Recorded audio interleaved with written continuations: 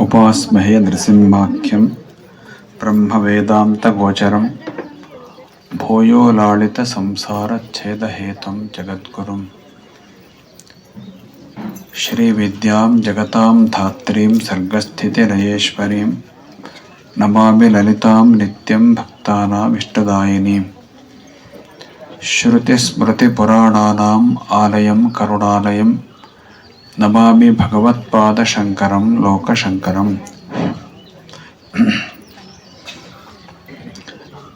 ಯೋಗ ಮಂದಿರದ 28ನೇ ವಾರ್ಷಿಕೋತ್ಸವದಲ್ಲಿ ಈಗ ಸನ್ಮಾನವನ್ನು ಪಡೆದ ಇಬ್ಬರು ಸನ್ಮಾನಿತರೆ, ವೇದಿಕೆಯಲ್ಲಿರುವ ಎಲ್ಲ ಗೌರವಾನ್ವಿತರೆ, ಸಮ್ಮುಖದಲ್ಲಿ ಉಪಸ್ಥಿತರಿರುವ ಎಲ್ಲ ಮಹಾಜನರೇ, ಮಾತೆಯರೇ, ವಾರ್ಷಿಕೋತ್ಸವದಲ್ಲಿ ಶತರುದ್ರ ಅಭಿಷೇಕ, ಹಾಗೆ ರುದ್ರ ಹವನ, ಮಾತೆಯರಿಂದ ಕುಂಕುಮಾರ್ಚನೆ, ಗಣಪತಿ ಹವನ ಮುಂತಾದ ಕಾರ್ಯಕ್ರಮಗಳು ನಡೆದಿದ್ದಾವೆ. ಯಜ್ಞ ಎಲ್ಲಿ ನಡೀತದೆಯೋ ಅಲ್ಲಿಗೆ ಅವಶ್ಯ ಹೋಗ್ಬೇಕಂತೆ. ಆಮಂತ್ರಣ ಇಲ್ಲದೆ ಇದ್ದರೂ ಕೂಡ ಹೋಗ್ಬೇಕಂತೆ. ಯಾಕಂದರೆ ಆ ಯಜ್ಞದ ವಾತಾವರಣ ಅಂಥ ಒಂದು ಒಳ್ಳೆಯ ಪ್ರಯೋಜನವನ್ನು ಉಂಟು ಮಾಡುತ್ತದೆ. ಇಲ್ಲಿ ಯಜ್ಞದೊಂದಿಗೆ ವಾರ್ಷಿಕೋತ್ಸವ ಆಗ್ತದೆ ಪ್ರತಿ ವರ್ಷವೂ ಕೂಡ.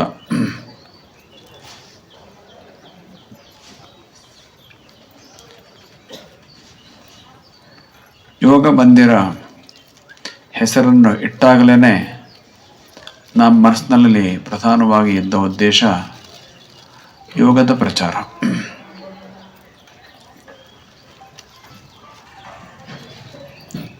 ಈಗ ಒಂದಷ್ಟು ಯೋಗದ ಬಗ್ಗೆ ಜಾಗೃತಿಗಳಾಗಿದ್ದಾವೆ.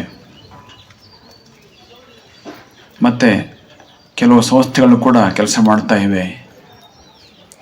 ಆದರೆ ಆವಾಗ ಇಷ್ಟು ಜಾಗೃತಿ ಇರಲಿಲ್ಲ, ಇಷ್ಟೊಂದು ಸಂಸ್ಥೆಗಳು ಕೂಡ ಇರಲಿಲ್ಲ.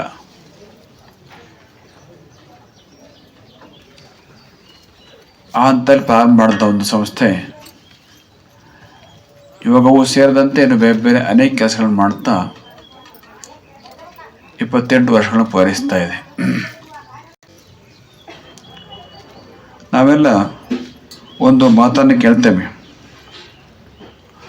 ಮನಸ್ಸಿದ್ದಲ್ಲಿ ಮಾರ್ಗ ಅಥವಾ ಮನಸ್ಸಿದ್ದರೆ ಮಾರ್ಗ ಅಂತ ಮಾತನ್ನು ಕೇಳ್ತೇವೆ.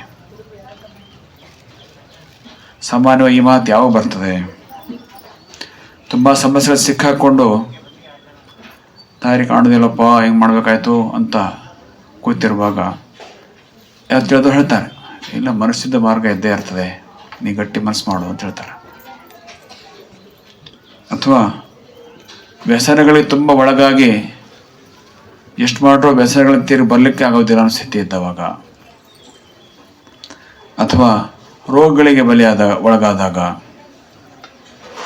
ಇಂಥ ಸಂದರ್ಭದಲ್ಲಿ ಈ ಮಾತು ಬರ್ತವೆ, ಮನಸ್ಸಿದ್ದಲ್ಲಿ ಮಾರ್ಗ ಅಂಥೇಳಿ. ಮನಸ್ಸಿದ್ದಲ್ಲಿ ಅಂತಂದ್ರೆ ಏನು ಅರ್ಥ? ಆವಾಗ ಮನಸ್ಸು ಇಲ್ಲ ಅಂತ ಅರ್ಥವಾ?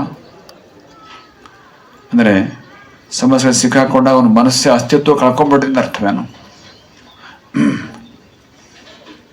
ಅಥವಾ ರೋಗಕ್ಕೆ ಸಿಕ್ಕಾಕೊಂಡಾಗ, ವ್ಯಸನಗಳಿಗೆ ಒಳಗಾದಾಗ ಮನಸ್ಸೇ ಅಸ್ತಿತ್ವ ಕಳ್ಕೊಂಡ್ಬಿಟ್ಟಿದ್ದ ಅರ್ಥವೇನು? ಹಾಗೆ ಅರ್ಥ ಅಲ್ಲ. ಅಸ್ತಿತ್ವ ಎಲ್ಲೂ ಹೋಗೋದಿಲ್ಲ, ಮನಸ್ಸಿನ ಅಸ್ತಿತ್ವ ಇದ್ದೇ ಇರ್ತದೆ. ಹಾಗೆ ಯಾಕೆ ಹೇಳಿದ್ದು ಮನಸ್ಸಿದ್ದರೆ ಮಾರ್ಗ ಅಂಥೇಳಿ? ಮನಸ್ಸು ಸರಿ ಇದ್ದರೆ ಮಾರ್ಗ ಅಂತ ಅರ್ಥ.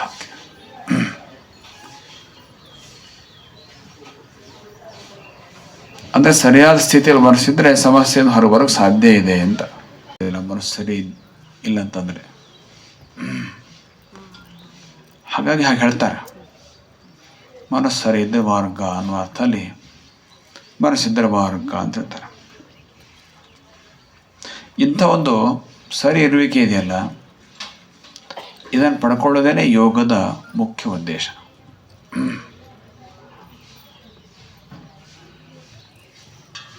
ಈಗ ತಾನೇ ನಂದನ ಯೋಗಾಸನ ನಾವು ನೋಡಿದ್ವಿ. ಆಸನ ಹಾಕ್ಕೊಂಡಿದ್ದ ಕೈ ಎಲ್ಲಿದೆ ಕಾಲೆಲ್ಲದೆ ಹುಡುಕ್ಬೇಕು. ಕಳೆದೋಯ್ತು, ಕೈ ಕಳೆದೋಯ್ತು, ಕಾಲು ಕಳೆದೋಯ್ತು, ಎಲ್ಲೋಯ್ತು ಗೊತ್ತಿಲ್ಲ. ಕೆಲವು ಸಲ ತಲೆ ಮೇಲೆ ಕಾಲು ಬರ್ತದೆ. ನಮ್ಗೆ ನಮ್ಮ ತಲೆ ಮೇಲೆ ನಮ್ಮ ಕಾಲು ಹೋಗೋದಿಲ್ಲ, ಬಹುಶಃ ಬೇರೆ ತಲೆ ಮೇಲೆ ಹೋಗ್ತದೆ ಗೊತ್ತಿಲ್ಲ.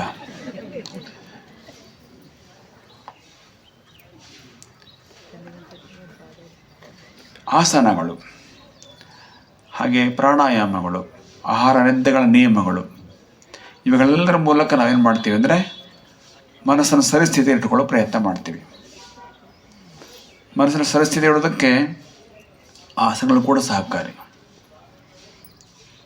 ಪ್ರಾಣಾಯಾಮ ಹೆಚ್ಚು ಸಹಕಾರಿ, ಪ್ರಾಣಾಯಾಮ ಧ್ಯಾನಗಳು ಹೆಚ್ಚು ಸಹಕಾರಿಗಳು.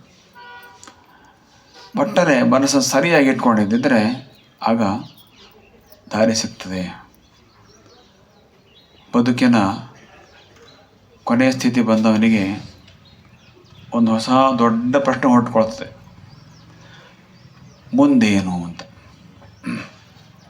ಮುಂದೇನು ಅಂತಂದರೆ ನನ್ನ ಮರಣದ ಸ್ಥಿತಿ ಹೇಗೆ, ಮರಣ ನಂತರ ಏನು, ಹೀಗೆಲ್ಲ ಪ್ರಶ್ನೆಗಳು ಹೊರಟ್ಕೊಳ್ತವೆ. ಎಷ್ಟು ಸಲ ಅದಕ್ಕೆ ಉತ್ತರವಿಲ್ಲವೇನೋ ಅಂತೂ ಅನಿಸ್ಬಿಡ್ತದೆ.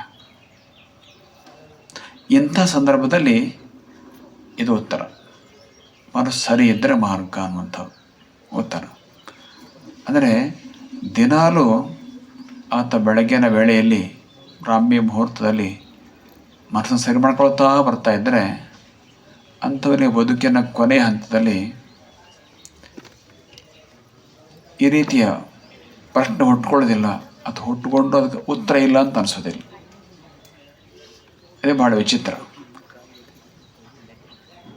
ಬೆಳಗ್ಗಿನ ಬ್ರಾಹ್ಮಿ ಮುಹೂರ್ತದಲ್ಲಿ ಇಂಥ ಮನಸ್ಸು ಸರಿ ಇರಬೇಕೆ ಸುಲಭವಾಗಿ ಸಾಧ್ಯವಾಗ್ತದೆ, ಎಲ್ಲರೂ ಸಾಧ್ಯವಾಗ್ತದೆ. ಅದನ್ನೇ ದಿನಾಲು ಅಭ್ಯಾಸ ಮಾಡ್ತಾ ಬಂದಿದ್ದು, ಅದನ್ನೇ ಸಾಯಂಕಾಲಕ್ಕೂ ತರೋ ಪ್ರಯತ್ನ ಮಾಡ್ತಾ ಇದ್ದು, ಅದು ಬೆಳೆಸ್ಕೊಂಡಿದ್ದಿದ್ರೆ ಅಂಥವನಿಗೆ ಜೀವನದ ಕೊನೆ ಹಂತದಲ್ಲಿ ಮುಂದೇನಪ್ಪ ಅನ್ನೋ ಪಟ್ಟಿಗೆ ಅಷ್ಟಾಗಿ ಬಾಧಿಸೋದಿಲ್ಲ. ಇದೇ ಆಶ್ಚರ್ಯ. ಯಾಕೆಂತಂದ್ರೆ ಅವನಿಗೆ ಏನೋ ಒಂದು ಕಾಣ್ತಾ ಇರ್ತದೆ, ಮುಂದೆ ಸ್ಥಿತಿ ಇದೆ ಮುಂದೆ, ಮತ್ತು ಇಷ್ಟು ನಾನು ಜೀವನದುದ್ದಕ್ಕೂ ಸಾಧನೆ ಮಾಡ್ಕೊಂಡು ಬಂದವನಾದ್ದರಿಂದ ಮುಂದೇನು ಅತಂತ್ರ ಸ್ಥಿತಿ ನನಗೆ ಖಂಡಿತ ಆಗೋದಿಲ್ಲ ಅನ್ನೋ ವಿಶ್ವಾಸ ಅವನಿಗೆ ಬಂದುಬಿಟ್ಟಿರ್ತದೆ. ಒಟ್ಟಾರೆ ಆ ಮನಸ್ಸನ್ನು ಸರಿ ಇಟ್ಕೊಳ್ಳೋ ಕಲೆಯನ್ನು ಅಭ್ಯಾಸ ಮಾಡ್ಕೋತ ಬಂದವನಿಗೆ ಜೀವನದ ಕೊನೆ ಹಂತದಲ್ಲಿ ಉತ್ತರ ಕಾಣದ ಸ್ಥಿತಿ ಆಗೋದಿಲ್ಲ, ನಿರ್ಮಾಣ ಆಗೋದಿಲ್ಲ. ಜೀವನದ ಕೊನೆಯ ಸ್ಥಿತಿ ಹಾಗಿರಲಿ, ಬದುಕಿನ ಆರಂಭದಲ್ಲೂ ಮಧ್ಯದಲ್ಲೂ ನನಗೆ ಸಲ ಇತರ ಪ್ರಶ್ನೆಗಳು ಬರ್ತವೆ. ವಿದ್ಯಾಭ್ಯಾಸ ಮುಗಿದ ತಕ್ಷಣ ಮುಂದೇನು ಅಂತ ಯುವಕ ಯುವತಿಯ ಪ್ರಶ್ನೆ ಬರ್ತವೆ. ಕೆಲವು ಸಲ ಅದ್ರ ಬಗ್ಗೆನೇ ಬಹಳ ಚಿಂತೆ ಮಾಡ್ಕೊಳ್ತಾರೆ. ವಿದ್ಯಾಭ್ಯಾಸ ಮುಗಿದ ನಂತರ ಮುಂದೇನು ಮಾಡೋದು ಅನ್ನೋ ಪ್ರಶ್ನೆ ಹೊಟ್ಕೊಳ್ತದೆ. ನಿವೃತ್ತಿ ಆದ ನಂತರ, ನಿವೃತ್ತಿ ನಂತರ ನನ್ನ ಗತಿ ಯಾರಪ್ಪ, ನನಗೇನೇನು ಜೀವನದಲ್ಲಿ ಅಂತ ಬರ್ತದೆ ಮನಸ್ಸಿನಲ್ಲಿ. ಹೀಗೆ ಇಂಥ ಸಂದರ್ಭಗಳು ಜೀವನದಲ್ಲಿ ಬರ್ತವೆ. ಈ ಥರ ಸಂದರ್ಭಗಳೆಲ್ಲವನ್ನೂ ನಿರ್ವಹಿಸುವಂಥ ಒಂದು ಶಕ್ತಿ ಯಾರಿಗೆ ಬರ್ತದೆ ಅಂದರೆ ದಿನಾಲು ಯೋಗಾಭ್ಯಾಸ ಮಾಡ್ತಾ ಇದ್ದವನಿಗೆ ಬರ್ತದೆ. ಯಾರಿಗೆ ಈ ಪ್ರಶ್ನೆ ಪ್ರಬಲವಾಗಿ ಬಾಧಿಸ್ತದೆ ಅಂಥವರು ಆತ್ಮಹತ್ಯೆ ಮಾಡ್ಕೊಳ್ಳೋ ಸಾಧ್ಯತೆ ಇರ್ತದೆ. ತುಂಬ ಅತಿಯಾಗಿ ನನಗೆ ದಾರಿ ಇಲ್ಲ ಅಂತ ಭಾವನೆ ಒಳಗೇನೆ ಖಿನ್ನತೆ ಒಳಗಾದವರು ಆತ್ಮಹತ್ಯೆ ಮಾಡ್ಕೊಂಡ್ಬಿಡ್ತಾರೆ. ಆದರೆ ಮನಸ್ಸನ್ನು ಸರಿ ಇಟ್ಕೊಳ್ಳೋ ಕಲೆ ಅಭ್ಯಾಸ ಆದವನು ಎಂಥದೇ ಸಮಸ್ಯೆ ಬಂದರೂ ಆತ್ಮಹತ್ಯೆ ಮಾಡ್ಕೊಳ್ಳೋದಿಲ್ಲ. ಅದೇ ಅವನ ಗಟ್ಟಿತನ. ಅದರಿಂದ ಆ ಒಂದು ಗಟ್ಟಿತನ ಬರಲಿಕ್ಕೆ ಮನಸ್ಸನ್ನು ಸರಿ ಇಟ್ಕೊಳ್ಳೋದು, ಅದಕ್ಕೆ ಯೋಗಾಭ್ಯಾಸ ದಿನಾಲೂ ಬೇಕು. ಯೋಗ ಮಂದಿರದ ಕಾರ್ಯಕ್ರಮಗಳ ವಿವಿಧ ಮುಖಗಳನ್ನು ನೀವು CSC ಆಡೋರ ವರದಿಯಲ್ಲಿ ಕೇಳಿದಿರಿ. ವಿವಿಧ ಮುಖಗಳ ಕಾರ್ಯಕ್ರಮಗಳಿದ್ದರೂ ಕೂಡ ಯೋಗವೇ ಪ್ರಧಾನವಾದ ಕಾರ್ಯಕ್ರಮ. ಅದಕ್ಕೆ ಯೋಗ ದಿನಾಚರಣೆ ತಪ್ಪದೆ ಮಾಡಬೇಕು. ಈಗ ಧ್ಯಾನ ದಿನಾಚರಣೆ ಕೂಡ ಬಂದಿದೆ. ಹಾಗೆ ಭಾಗಶುದ್ಧ ಸಪ್ತಮಿ, ಸೂರ್ಯ ನಮಸ್ಕಾರ, ರಥಸಪ್ತಮಿ ದಿವಸ ಈ ಸಲ ಆಗಿದೆಯಾ? ಮೊನ್ನೆ ಆಗಿದೆಯಾ? ನಿಮ್ಮ ವರದಿ ಪ್ರಾಯಶಃ ಹಿಂದಿನ ರಥಸಪ್ತಮಿ ಬಂದಿದ್ದು ಕಾಣ್ತದೆ. ಈ ಸರದ್ದು ಬಂತ ನಿಮ್ಮ ವರದಿಯಲ್ಲಿ ಹಿಂದಿನ ರಥಸಪ್ತಮಿ ಉಲ್ಲೇಖ ಆಯಿತು ಕಾಣ್ತದೆ. ಈ ಸರದ್ದು ಬಂತ ನಿಮ್ಮ ವರದಿಯಲ್ಲಿ ಬಂದಿದೆ ಸರ್. ಎರಡು ಬಂದಿದೆ ಸರ್. ಈ ಕಾರ್ಯಕ್ರಮಗಳೇ ನಮಗೆ ಹೆಚ್ಚು ಮುಖ್ಯ. ಯಾಕಂದರೆ ಅದು ಒಂದನ್ನು ಹಿಡ್ಕೊಂಡ್ರೆ ನಾವು ಎಲ್ಲವನ್ನೂ ಮೇಲಕ್ಕೆ ಎತ್ತಬಹುದು. ಹಿಂದೂ ಧರ್ಮವನ್ನು ಮೇಲಕ್ಕೆ ಎತ್ತಬಹುದು, ನಮ್ಮ ಸಂಸ್ಕೃತಿಯನ್ನು ಮೇಲಕ್ಕೆ ಎತ್ತಬಹುದು, ಆರೋಗ್ಯ ಮೇಲಕ್ಕೆ ಎತ್ತಬಹುದು. ವಿವಿಧ ಕ್ಷೇತ್ರಗಳಲ್ಲಿ ಸಾಧನೆಯ ಒಂದು ಶಕ್ತಿಯನ್ನು ಜನರು ತುಂಬುವ ಮೂಲಕ ಎಲ್ಲ ಕ್ಷೇತ್ರಗಳು ಕೂಡ ಉತ್ತೇಜಿತ ಆಗುವಂಗೆ ಮಾಡ್ಬೋದು. ಹಾಗಾಗಿ ಯೋಗ ಒಂದನ್ನು ಎತ್ತಿ ಹಿಡಿದರೆ ಏನೆಲ್ಲ ಪ್ರಯೋಜನ ಇದೆ. ಹಾಗಾಗಿಯೇ ಅದನ್ನು ವಿಶ್ವಮಟ್ಟಕ್ಕೆ ಪ್ರಧಾನಮಂತ್ರಿ ಕೊಂಡೊಯ್ದು ಯೋಗ ದಿನಾಚರಣೆ ಅಂತ ಘೋಷಣೆ ಮಾಡಿಸಿದರು. ವಿಶ್ವಮಟ್ಟದ ಮನ್ನಣೆ ಕೂಡ ಬಂತು. ಯೋಗ ಮಂದಿರದ ಒಂದು ಉದ್ದೇಶ ಪ್ರಧಾನವಾದದ್ದು ಅದೇ ಆಗಿದೆ. ಇವತ್ತಿನ ಸಂದರ್ಭದಲ್ಲಿ ಧಾರ್ಮಿಕ ಕಾರ್ಯಕ್ರಮಗಳ ಜೊತೆಯಲ್ಲಿ ಈಗ ಸಾಯಂಕಾಲದಲ್ಲಿ ಇಬ್ಬರಿಗೆ ಸನ್ಮಾನ ಕೂಡ ನಡೆದಿದೆ. ಶ್ರೀ ಗೋಪಾಲಕೃಷ್ಣ ನಾರಾಯಣ ಹೆಗಡೆ ಹೆರೇಸರ ಒಂದು ಕಡೆಯಾದ ಸನ್ಮಾನ ಬದುಕಿನ ತೀವ್ರ ಆಪತ್ತಿನ ಸ್ಥಿತಿಯಲ್ಲಿ ಮಠದ ಬಗ್ಗೆ ಶ್ರದ್ಧೆ, ಗುರುಗಳ ಬಗ್ಗೆ ನಿಷ್ಠೆ ಅವ್ರದ್ದು ಅದ್ಭುತ. ಆ ರೀತಿಯ ನಿಷ್ಠೆ ಅವರಿಗೆ, ಅವರ ಶ್ರೀಮತಿಯವರಿಗೆ, ಅವರ ಕುಟುಂಬಕ್ಕೆ ಇರೋದು ತುಂಬ ವಿಶೇಷ. ಬಹುಶಃ ಯಾರೂ ಕಾಣದಂಥ ಆಪತ್ತಿನ ಸಂದರ್ಭಗಳು ಅವ್ರ ಜೀವನದಲ್ಲಿ ಬಂದು ಒದಗಿದು ಎಲ್ಲ ದಾಟಿದ್ರು ಅನ್ನೋದು ಬಹಳ ಮುಖ್ಯ. ದಾಟಕ್ಕೆ ಆಗೋದಿಲ್ಲ ಅನ್ನೋ ಒಂದು ಸ್ಥಿತಿ ಬಂದ್ಬಿಟ್ಟು, ದಾರಿ ಕಾಣೋ ಸ್ಥಿತಿ ಬಂದ್ಬಿಟ್ಟಿತ್ತು ಎಷ್ಟೋ ಸಲ. ಆ ದೇವರನುಗ್ರಹದಿಂದ ದಾಟಿದರು. ಅದಕ್ಕೆ ಅವರ ಗುರುಪೀಠದ ಬಗ್ಗೆನ ಭಕ್ತಿ ಮುಖ್ಯವಾದ ಕಾರಣ. ಇವತ್ತು ಸಹಕಾರರತ್ನರಾಗಿದ್ದಾರೆ. ಅವರಿಗೆ, ಅವರ ಶ್ರೀಮತಿಯವರಿಗೆ ದೇವರು ಆರೋಗ್ಯವನ್ನು, ಸಮಾಜ ಸೇವೆಯ ಉತ್ಸಾಹವನ್ನು ಕರುಣಿಸಲಿ ಅಂತ ಹಾರೈಸ್ತೇವೆ. ಹಾಗೆ ಇವತ್ತು ಅಶ್ವತ್ಥ ಹೆಗಡೆ ದಂಪತಿಗಳು. ಅಶ್ವತ್ಥ ಗಿಡ ಎಲ್ಲಿದೆಯೋ ಅಶ್ವತ್ಥ ಮರ ಎಲ್ಲೆಲ್ಲಿ ಎಲ್ಲರಿಗೂ ಆರೋಗ್ಯ. ಈ ಅಶ್ವತ್ಥ ಮರ ಸಣ್ಣಕ್ಕಿದೆ, ಯಾಕಂದ್ರೆ ಬೆಳೆಯಲಿಕ್ಕೆ ಅವಕಾಶ ಇದೆ, ದೀರ್ಘವಾದ ಅವಕಾಶ ಇದೆ. ಈ ಸಣ್ಣ ವಯಸ್ಸಿನಲ್ಲೇ ಅವರು ಅಮೂಲ್ಯವಾದ ಸಮಾಜ ಸೇವೆಯನ್ನು ಕಳಕಳಿಯಿಂದ ಮಾಡ್ತಾ ಇದ್ದಾರೆ, ನಿಸ್ವಾರ್ಥ ಭಾವನೆಯಿಂದ ಮಾಡ್ತಾ ಇದ್ದಾರೆ. ಹಾಗಾಗಿ ಇಷ್ಟೊಳಗಿನ ಅವರಿಗೆ ಅನೇಕ ಸನ್ಮಾನಗಳು ಬಂದ್ಬಿಟ್ಟಿದ್ದಾವೆ. ಅವರಿಗೆ ಕೂಡ ಮುಂದಿನ ಭವಿತವ್ಯದಲ್ಲಿ ಒಂದು ಒಳ್ಳೆಯ ಏಳಿಗೆ ಕಾಲ ಇನ್ನಷ್ಟು ಬರಲಿ ಅಂತ ನಾವು ಹಾರೈಸ್ತೇವೆ. ಇವತ್ತಿನ ಸಂದರ್ಭ ಮಾರ್ಗಕೃಷ್ಣ ತೃತೀಯ. ಇವತ್ತು ನಮ್ಮ ಈ ಸ್ಥಿತಿ ಬಂದು 34 ವರ್ಷ ಸರಿಯಾಗಿ ಮುಕ್ತಾಯ ಆಗಿದೆ. ಇವತ್ತು ನಾಳೆ ಬೆಳಗ್ಗೆ 35 ವರ್ಷ ಆರಂಭ.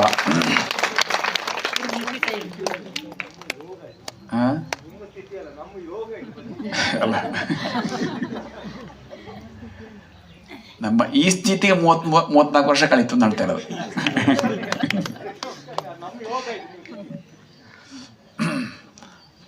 ನಾಳೆ ಬೆಳಗಾದ್ರೆ 35 ವರ್ಷ ಪ್ರಾರಂಭ. ಯಾಕಂದ್ರೆ ಮಾಘ ಚತುರ್ಥಿ ದಿವಸ ಸನ್ಯಾಸ ಗ್ರಹಣ ಆದದ್ದು.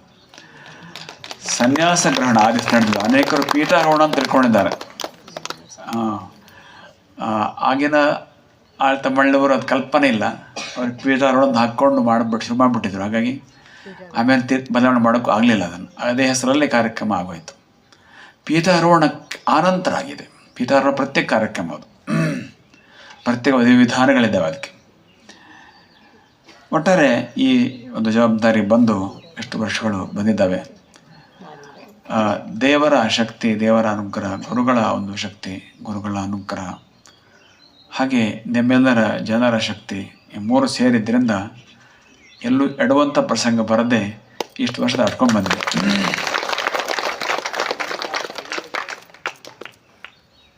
ಹಾಗೆ ಮುಂದೆ ಕೂಡ ದೇವರು ನಡೆಸಲಿ. ಇವಾಗ ಮಂದಿರ ಉತ್ತಮವಾದ ರೀತಿಯಲ್ಲಿ ಮುಂದೆ ಕೂಡ ನಡೆಯಲಿ. ಆಗಲೇ ಮೂಲಭೂತ ಸೌಕರ್ಯಗಳ ಬಗ್ಗೆ CS ಪ್ರಸ್ತಾಪ ಮಾಡಿದ್ದಾರೆ.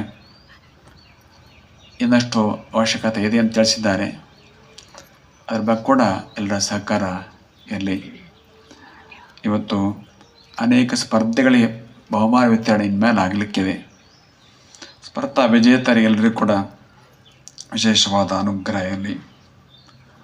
ನಾರಾಯಣದಾಸರು ನಮ್ಮ ಆತ್ಮೀಯರಲ್ಲೊಬ್ಬರು ಇವತ್ತಿನ ಕಾರ್ಯಕ್ರಮ ನಾವು ಮುಂಚೆ ಒಂದು ಕೈಲಕ್ಕೆ ಹೋಗಿದ್ವಿ, ಆದರೆ ಅವಾಗ ಇನ್ನೆಲ್ಲೋ ಇದ್ದೆ ಅಂತ ಹೇಳ್ಬಿಟ್ರು. ಆ ದೈವಿಯ ಸೇವೆಗೆ ಹೊತ್ತು ತಪ್ಪು ಹೋಗಿ ಇಲ್ಲೇ ಬಂದರು ಅವರು. ಅವರ ಕಾರ್ಯಕ್ರಮಗಳು ಅನೇಕ ಯೋಗಬಂಧು ನಡೀತಾ ಇರ್ತವೆ. ಇವತ್ತು 2 ಕಾರ್ಯಕ್ರಮಗಳ ಬಗ್ಗೆ ಇಲ್ಲಿ ಒಂದು ಘೋಷಣೆ ಮಾಡಿಸಿದ್ದಾರೆ. 2 ಕಾರ್ಯಕ್ರಮಗಳು ಕೂಡ ದೇವರ ಅನುಗ್ರಹದಿಂದ, ಶ್ರೀಧರ ಸಾಹೇಬರ ಅನುಗ್ರಹದಿಂದ ಚಂದವಾಗಿ ನೆರವೇರಲಿ ಅಂತ ಹಾರೈಸ್ತೇವೆ. ಈ ಕಾರ್ಯಕ್ರಮಕ್ಕೆ ಕೆಲಸ ಮಾಡಿದಂಥವ್ರು, ದುಡಿದಂಥವ್ರು, ಯೋಗ ಮಂದಿರ ಸಮಿತಿ, ನಗರ ಭಾಗದ ಸೀಮಾ ಪರಿಷತ್ತು, ಮಾತೃಮಂಡಲ ಮತ್ತು ಇನ್ನೂ ಅನೇಕ ಸಂಘಟನೆಗಳು ಮತ್ತು ಅನೇಕ ಜನ ಕಾರ್ಯಕರ್ತೆಯರು ಇದಕ್ಕಾಗಿ ಕೆಲಸ ಮಾಡಿದ್ದೀರಿ. ಎಲ್ಲರಿಗೆ ಶ್ರೀ ಲಕ್ಷ್ಮೀ ನರಸಿಂಹನು, ಶ್ರೀಮಾತೆ ಶಾರದಾಂಬೆಯು, ಶ್ರೀ ಚಂದ್ರಮೌಳೀಶ್ವರನು ಹೆಚ್ಚಿನ ಧರ್ಮಶ್ರದ್ಧೆ, ಕ್ಷೇಮ ಅಭಿವೃದ್ಧಿಗಳನ್ನು ಅನುಗ್ರಹಿಸಲಿ. ಲೋಕಾಃ ಸಮಸ್ತಾಃ ಸುಖಿನೋ ಭವಂತು. ನಾರಾಯಣ ನಾರಾಯಣ ನಾರಾಯಣ. ಶ್ರೀ ಶ್ರೀಮದ್ ಜಗದ್ಗುರು ಶಂಕರಾಚಾರ್ಯ ಶ್ರೀ ಶ್ರೀಮದ್ ಗಂಗಾಧರೇಂದ್ರ ಸರಸ್ವತಿ ಸ್ವಾಮಿ ಮಹಾರಾಜ್ ಕಿ ತತ್ಕರ ಕಮಲ ಸಂಜಾತ ಶ್ರೀ ಶ್ರೀಮದಾನಂದ ಬೋಧೇಂದ್ರ ಸರಸ್ವತಿ ಸ್ವಾಮಿ ಮಹಾರಾಜ್ ಕಿ. ಮಂತ್ರಾಕ್ಷತೆಯನ್ನು ಎಲ್ರಿಗೂ ಪ್ರತ್ಯೇಕಗೊಳ್ಳಿಕ್ಕಾಗೋದಿಲ್ಲ, ಸಮಯನೂ ಇಲ್ಲ. ಹೀಗಾಗಿ ಒಟ್ಟಿಗೆ ಒಂದು ತಾಟೆಲ್ಲ ಕೊಡ್ತೀವಿ. ಇಲ್ಲಿ ಯಾರು ಹಿರಿಯರೋದನ್ನು ವಿತರಣೆ ಮಾಡ್ತಾರೆ. ಬೆಳಗ್ಗೆ ಎಲ್ಲರೂ ತೀರ್ಥ ಕೊಟ್ಟಿದ್ದೀವಿ.